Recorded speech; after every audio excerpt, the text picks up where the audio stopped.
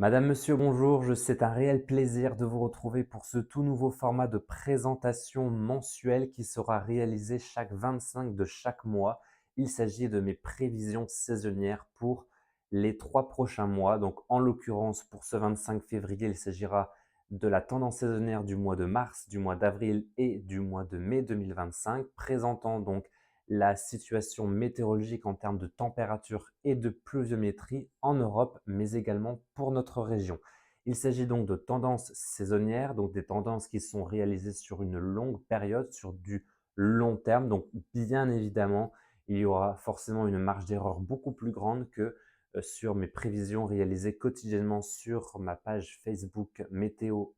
Hauts-de-France. Donc voilà, des petites erreurs qui seront possibles bien évidemment, mais globalement, cela vous permet de prendre en compte la grande tendance générale du temps à venir ces 3 prochains mois sur la France, mais en aucun cas, par exemple, ne prévoyez pas vos vacances compte tenu de l'échéance assez lointaine. Et d'ailleurs, on commence avec la tendance de ces 3 prochains mois, mettant en l'honneur le printemps 2025.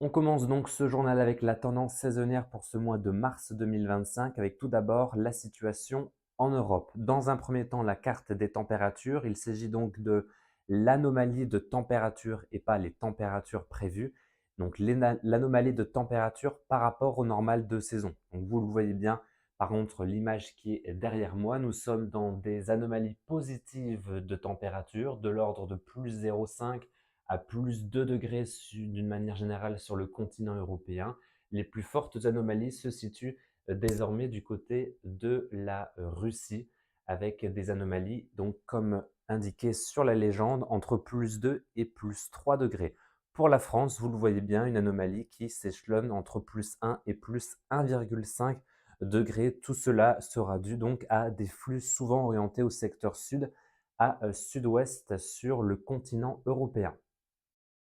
La bonne nouvelle de ce mois de mars 2025, c'est que vous allez pouvoir retrouver beaucoup plus de soleil par rapport à ces derniers mois sur la région grâce à une influence anticyclonique prédominante sur une bonne partie du continent européen. Vous le voyez bien ici, de la péninsule ibérique jusqu'à la France, à l'Europe de l'Est, au nord des Balkans, et ainsi qu'en direction de l'Ukraine et de la Turquie, où là, les précipitations s'annoncent plutôt déficitaires sur ces zones de l'ordre donc de -15 à -30% de déficit pluviométrique grâce à ces hautes pressions qui piégeront les perturbations qui, elles, seront plutôt rejetées vers le nord des latitudes, vers le nord de l'Europe, avec une influence plus dépressionnaire et beaucoup plus humide dans ces secteurs. Des conditions anticycloniques qui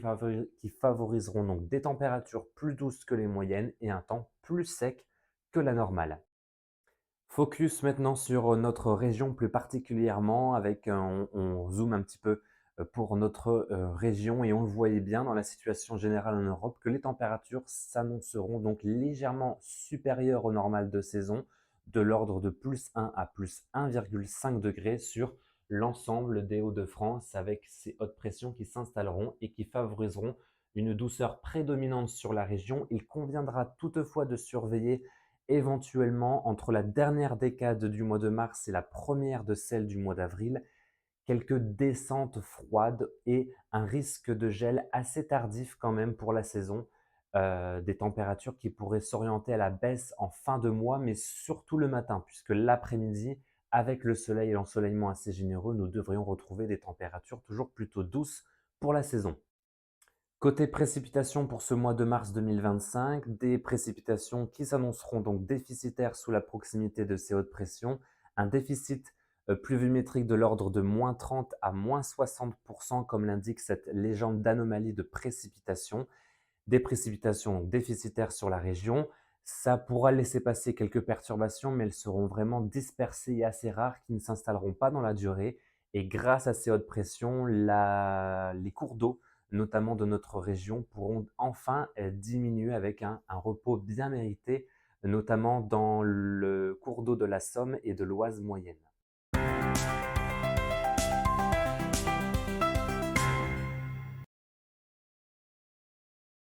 Le mois d'avril 2025 promet d'être un mois relativement plus doux que les moyennes toujours sur l'échelle européenne, avec une anomalie faiblement positive d'une manière générale, notamment sur l'ouest de l'Europe, avec des températures de plus 0,5 à plus 1 degré de moyenne, comme l'indique cette légende. Cette diminution d'anomalies s'explique par peut-être quelques perturbations, quelques dépressions océaniques qui pourraient réussir à s'infiltrer davantage sur l'Europe de l'Ouest, mais pareil, pas dans la longue durée. Ce ne sera pas des périodes très longues, des périodes peut-être un petit peu plus instables, et de ce fait-là, les précipitations, nous allons le voir dans quelques instants, seront finalement assez proches des normales de saison. L'anomalie de température la plus élevée résidera plutôt sur l'est du continent, en direction de la Russie, avec une anomalie qui pourra monter jusqu'à plus 2 degrés. En termes de précipitations pour ce mois d'avril 2025, un déficit pluviométrique beaucoup plus nuancé par rapport au mois de mars, avec, vous le voyez sur cette carte, pas d'anomalie de déficit de pluviométrie, des précipitations plutôt de saison sur l'Europe occidentale et l'Europe centrale. Davantage peut-être d'anomalies pluviométriques plus marquées en direction de l'Espagne, du bassin de la Méditerranée et jusqu'aux Balkans, et des anomalies également plus positives et excédentaires en termes de pluviométrie sur la Scandinavie ainsi que sur l'ouest de la Russie, des précipitations donc plutôt dans les moyennes de saison au cours de ce mois d'avril. Pour notre région, la situation se confirme par rapport à l'échelle européenne, avec des températures situées légèrement au-dessus des normales de saison sur l'ensemble de ce mois d'avril 2025. Une anomalie finalement quand même plus faible par rapport au ce mois de mars, de plus 0,5 à plus 1 degré. L'anomalie pourrait être un petit peu plus élevée vers l'est de la région, au plus près des hautes pressions, avec une anomalie de plus 1 à plus 1 degré 5. Côté précipitations pour ce mois d'avril 2025, les précipitations seraient donc plutôt conformes aux normales de saison sur la région Hauts-de-France, comme vous le voyez derrière moi, avec cette couleur assez blanchâtre, signifiant une anomalie comprise entre -15 et plus 15%, soit des précipitations qui tomberont de manière conforme aux normales de saison, des alternances de séquences anticycloniques et de séquences perturbées à l'horizon en perspective pour ce mois d'avril.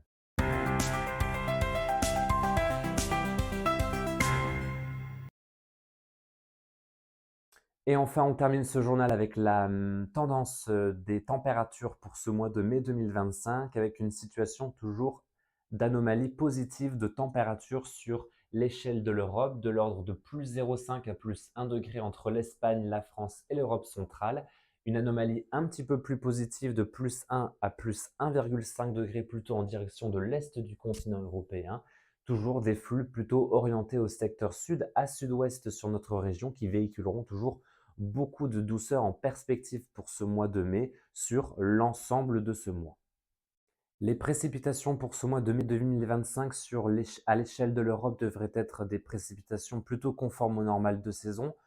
Pour le moment, pour l'heure, selon la majorité des scénarios que je vous propose, avec peut-être une anomalie un petit peu plus déficitaire en direction du Portugal, à proximité de l'anticyclone situé sur l'archipel des Açores, et une anomalie peut-être aussi un petit peu plus déficitaire vers l'est du continent européen, notamment du côté de la Roumanie et de l'Ukraine, avec des déficits pluviométriques légèrement marqués, des précipitations qui pourraient, elles, être un petit peu plus importante en direction du bassin de la Méditerranée, avec des petites gouttes froides qui pourraient circuler par moment pour ce mois de mai. Des précipitations conformes aux normales de saison pour ce mois de mai signifie qu'il y aurait donc cette alternance de séquences humides et de séquences plus calmes et plus anticycloniques. Pour notre région, pour ce mois de mai, comme le confirme la situation météo en Europe, des températures qui seraient finalement assez proches des normales de saison, peut-être un léger excédent à prévoir sur la région de France de plus 0,5 à plus 1 degré au cours de ce mois, des températures donc relativement douces puisqu'on avance dans la saison, le printemps est déjà bien entamé et donc une atmosphère plutôt printanière en perspective. Et enfin, pour ce mois de mai 2025, la carte des précipitations pour notre région, l'anomalie de pluie. Et vous le voyez derrière moi, pas d'anomalie à prévoir pour le moment, selon la majorité des scénarios que je vous propose sur cette prévision saisonnière, avec une couleur blanchâtre signifiant des précipitations de l'ordre de -15 à plus 15%.